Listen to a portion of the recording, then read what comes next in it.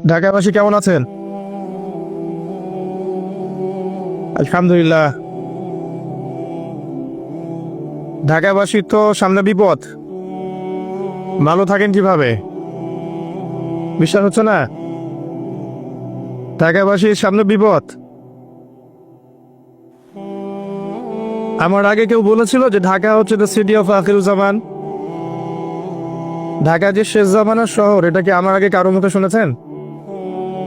আচ্ছা, তো যখন আমরা ল্যান্ড করি ঢাকায়, তখন একটা পরিচিত দৃশ্য দেখা যায়। এই দৃশ্য বাংলাদেশের অন্য কোনো জায়গায় দেখা যায় না। সেটা হলো বাক্সে বাক্সে বন্দি জীবন।